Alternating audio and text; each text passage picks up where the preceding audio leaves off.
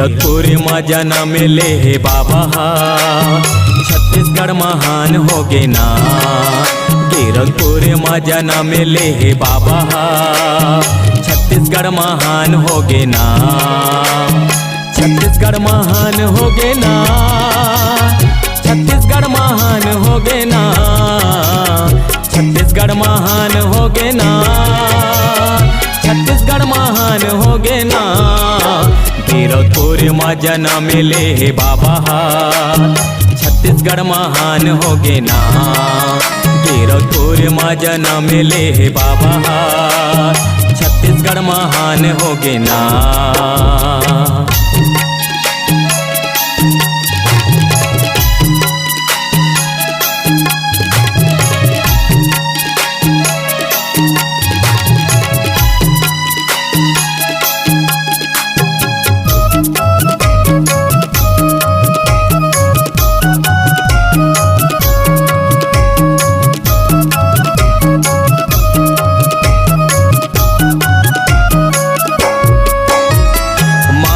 अमरावती के बेटा कहाए, बालकपन में भारी महिमा दिखाए, बालकपन में भारी महिमा दिखाए।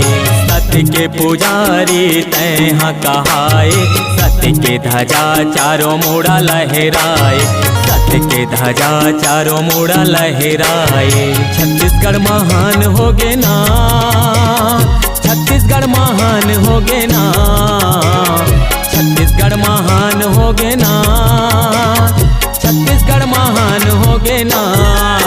कीरतपुर में जन्म ले बाबा, छत्तीसगढ़ महान होगे ना।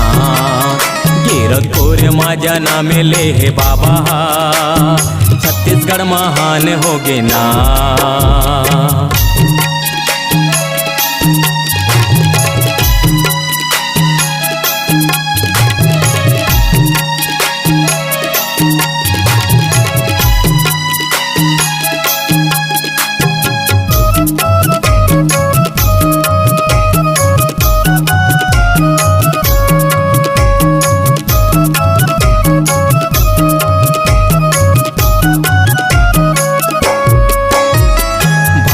तेलासी बाबा धाम तोर कहाए, सत्य के दिया बाबा वहाँ तय जलाए, सत्य के दिया बाबा वहाँ तय जलाए।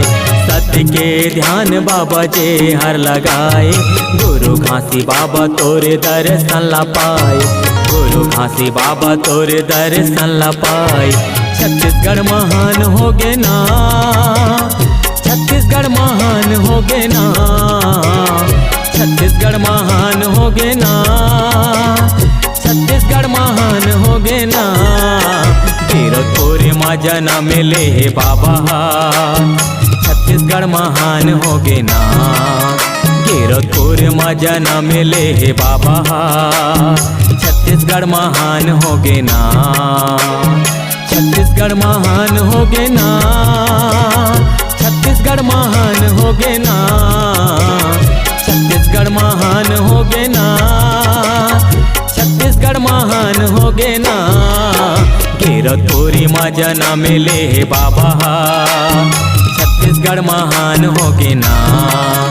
कीरतपुर में जन्म ले बाबा, छत्तीसगढ़ महान होगे ना, छत्तीसगढ़ महान होगे ना, छत्तीसगढ़ महान होगे ना, छत्तीसगढ़ महान होगे ना।